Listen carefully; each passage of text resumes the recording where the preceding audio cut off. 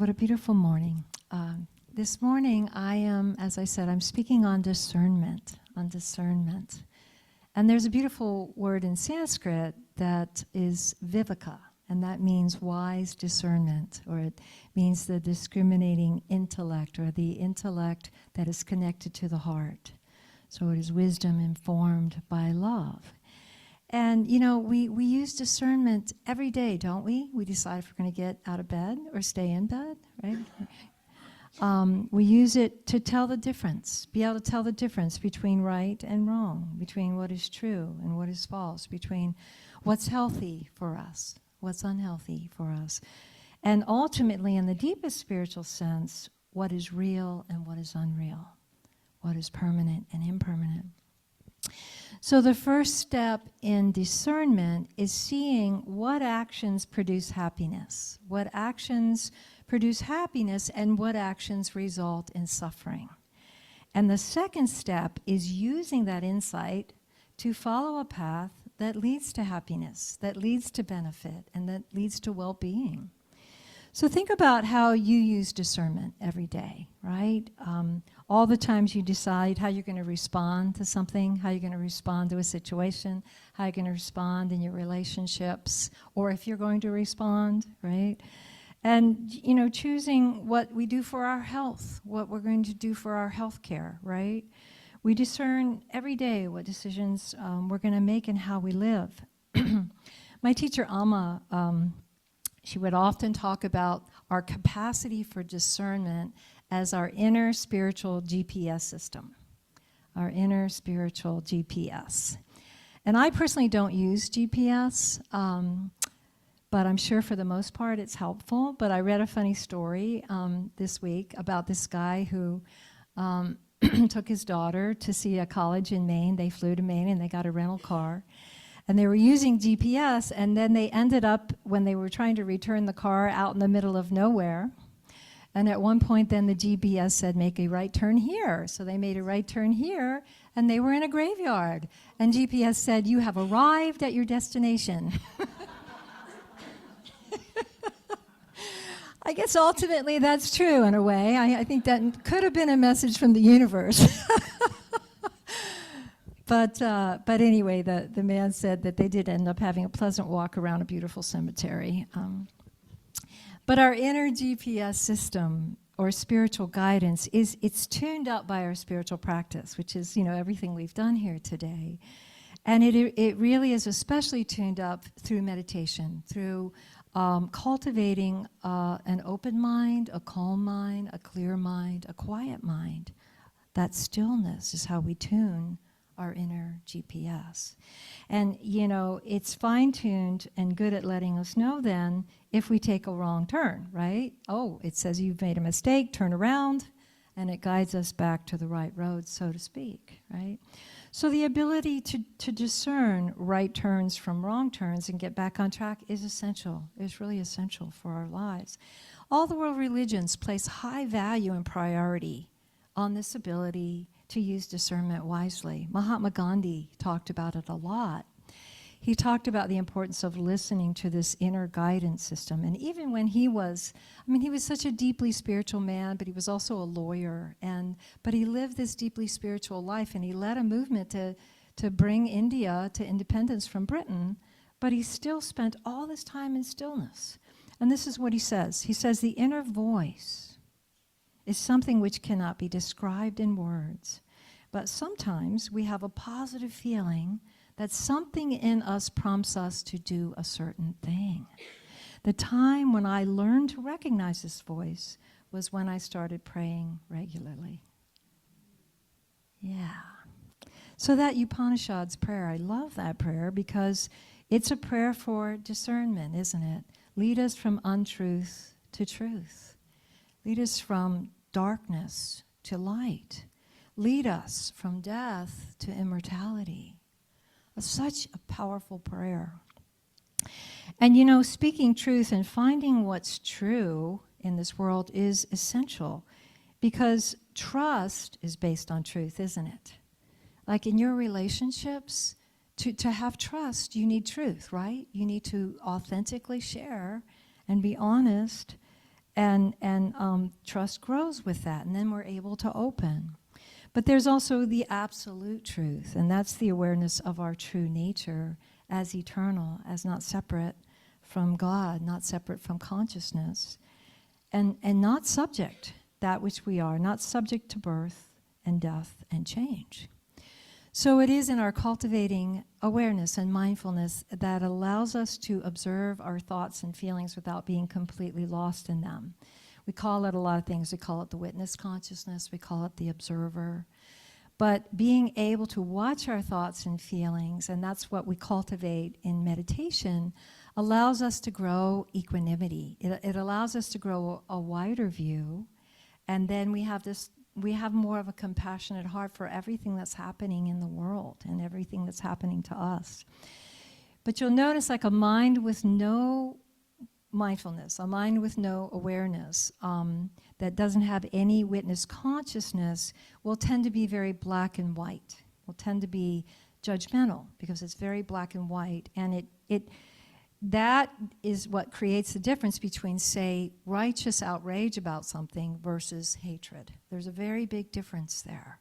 One of them is connected to the heart, and it's interested in justice.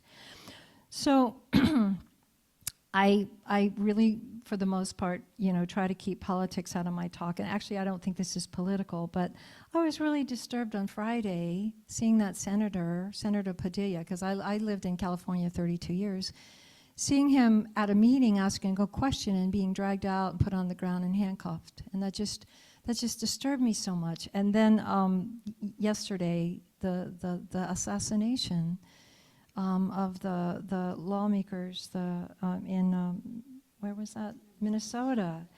Yeah, I mean, it's just so disturbing to see the violence, right? Her and her husband. And, I just want to take a moment to say that, what the times we're in, it's a lot for our hearts to have to feel. I cry a lot because I think crying is so healing. It's releasing. It's important. We need to give ourselves the time and space to process feelings. And I think that, 100 years ago, we didn't get nearly the information we get now. Now we get so much bombardment. We have to process so much, and it's overwhelming, right? So we have to attend to our hearts and take good care of each other and reach out and be here together and connect. But it just breaks my heart to see violence and division propagated because I know better, we all know better, and we know it's not the way. And I think it's natural to feel outrage when something is wrong and inhumane. It'd be unnatural not to feel that way. But we know violence is not the way, right? We know that nonviolence is the way. And that beautiful quote, it's attributed to Buddha, it's attributed to Gandhi, that hatred never ceases by hatred, but by love is healed. By love is healed. And by wisdom that sees we are one cells, we are all cells in the body of humanity. We're all cells in the body of humanity. So, I feel some outrage at times because I have a desire for what's just and what's kind, but I don't feel hatred. I don't feel any hatred. And I have a passionate concern for humanity, for all humanity. And I was inspired by everyone exercising their right to free speech yesterday peacefully and powerfully. And that's how it should be in a healthy democracy. I think of Gandhi when he said, the greatness of humanity lies not in being human, but in being humane. Being humane. And so discernment is different from judgment. They're very different things. They have really a different quality because discernment is connected to the heart. It's connected to consciousness that's wisdom itself. And you notice probably that judgment without heart, it's kind of harsh, isn't it? Judgment without heart is harsh. Discernment, though, asks what thoughts and feelings and actions lead to happiness. And what we're really interested in is well-being for ourselves and each other. Judgment, a judgmental state of mind, it's based in the ego. It's really interested in being right and making wrong. you know. And it's not so interested in healing. And that's how we can tell the difference. That's how we can discern what's discernment and what's judgment. Because discernment is interested in reducing suffering and growing happiness. Judgment is interested in being right, making wrong, and taking a stand. Charles Filmer, the founder of Unity, he gave a talk where he interpreted this scripture from John 7:24 that reads, "Do not judge by appearances, but judge with right judgment." And I think right judgment, to me, that's the discernment I'm talking about. So Fillmore, he interpreted it to mean to not judge by the senses or ego, but judge from higher consciousness, from a place connected to inner wisdom and loving kindness. Yeah. I was in a class training to be a minister many years ago, and we were discussing judgment and discernment. And in Unity, one of the 12 powers is judgment. And one woman shared how she gets incredibly judgmental when she's behind the wheel of a car.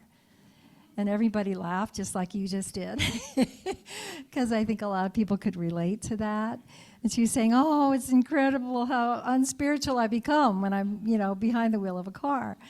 And another woman in the class said, "You know what? I used to be that way, but then something happened that totally changed me." And so she shared what happened. She said, "I was driving down the street in town. I had my little girl in the child's seat in the back, and she was just demanding this toy that was on the front passenger floorboard. She was demanding this toy, and she was yelling, and she was whining, and she was crying, and I'm trying to drive. So for 1 second, I reached down. I'm not looking. I'm driving about 25 miles an hour. And I reached down to get her toy, and right then the truck in front of me brakes, and I rear-end him. And I just run right into his truck. And fortunately, she was going 25 miles an hour, and nobody was hurt. But this big man gets out of the truck, and he comes and he walks back to her, and she rolls down her window, and he's like incredibly kind. He says, "Are you all right?" And she's, "Oh, I'm all right, but are you all right? I'm so sorry. And she was apologizing profusely, and he saw the little girl in the back seat, and he wanted to know if she was okay. And she said, "I'm so sorry that my daughter wanted this toy, and I told her no. I finally just reached to grab it right when you braked." And he goes, "That's okay." And she goes, "Yeah, I really feel so bad about denting your bumper of the brand new truck he was driving." He goes, "It's okay. And in fact, we don't even have to call the police. I have an appointment. I need to get there." And she said, "Really?" I mean, because she was thinking, "Oh, this is going to raise my insurance, right? And might even get a ticket." And so she was really, really amazed that he just, said, "Yeah, let's just go. It's fine." So he drove off, and she drove off, and she made a vow. She made a vow that that she was so grateful for how non-judgmental he was and calm and kind he was, that she would not judge people who are driving unmindfully, because she was one of those people, right? She was one of those people. And so she really shared that it changed her, it really changed her, and that she really imbibed that teaching from Jesus to attend to the log in her own eye, right, and take her eye off the faults of others. So what's the moral of that story? What did you get out of it? What? What? Don't drive behind trucks? That's hard. That's hard to do. Nice. Yes, exactly. The golden rule. What's Joan said, "Do unto others as you have them do unto you." The golden rule. That's a good one. What else? Yes. Yes. Yes. Learn something. Yes. I love that. Exactly. Anything else? Yeah, I mean, the forgiveness and understanding is when we're forgiving and understanding versus harshly judging, doesn't it make the world a much better place? And that we can, here's what I take away, that we can judge an action as unconscious or unmindful or harmful without judging the entire person. as unconscious or harmful. And I think this is really key. You know, the woman who told the story, she's becoming a minister. I'm sure she's a minister now. It was a long time ago. But she makes mistakes, like we all make mistakes, right? And so I just believe that humans have this innate goodness. We have this innate goodness in us. And we are, in essence, innately good, right? Versus innately sinful. We're innately good. But we are also conditioned. We are also conditioned. And so we can be conditioned to hate, you know? And then we have to do the unconditioning work. We have to do the unconditioning work. And that's where discernment comes in. It allows us to see the conditioning in ourselves and in others. And we can dislike that conditioning, right? We can dislike that. We can dislike and hate the violence that comes from conditioning without hating the person, right? So whether it's ourselves or others, you know, we all make mistakes. We drive too close. We dent people's bumpers. And we can judge actions without condemning ourselves or others as a horrible person, you know? So, so discernment is the ability to see with both wisdom and love, to see conditioning can be unconditioned. And to see with a kind of equanimity that works with what is. Like this guy in the truck, he just had that equanimity, right? He was just able to work with what is. Okay, there's a dent in my bumper, you know? He had that inner, he didn't lose that equanimity. There's another story that I've always loved. You might have heard it before, but it's the story of the Zen farmer. And it's really a story of having this ability to always remember there's probably a bigger picture, and even a bigger picture than that, right? And in the grand scheme of things, you know, I think what we can say is we can trust life. We can trust life. We can trust what's happening. But this story is great because it's really about kind of reserving judgment and keeping our mind open. So this old Zen farmer, every day he'd go out and he'd work the farm with his horse, and he'd plow the fields with his horse, and his horse was just such a great help. But one day something spooked the horse, and the horse ran away. And all the village people came, as they are known to do, and they gathered around and they said, "Oh, we're so sorry to hear this. It's such bad luck." And the farmer responded, "Bad luck, good luck. Who knows?" And so the villagers were confused, and they thought that was a very strange response, but they just ignored him. A few weeks later, the farmer was outside working in the field when he looked up, and there's his horse running towards him, bringing a whole herd of wild horses back. So he put them in the field. Now he had 10 horses to work the field, right? And all the villagers came to congratulate him. And they said, "Oh, wow, that's so fantastic. What good luck." And he said, "Good luck, bad luck. Who knows?"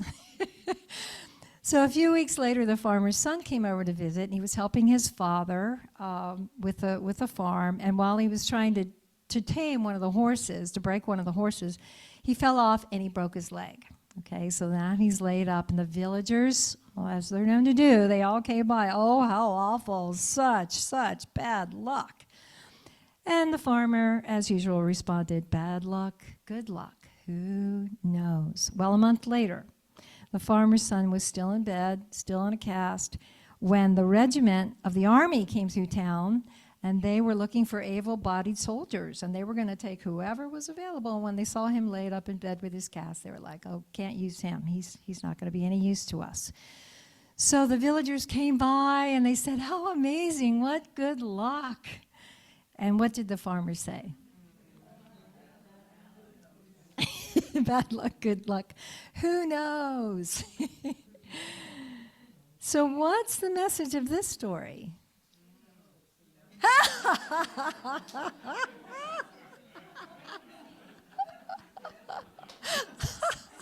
Oh, come on.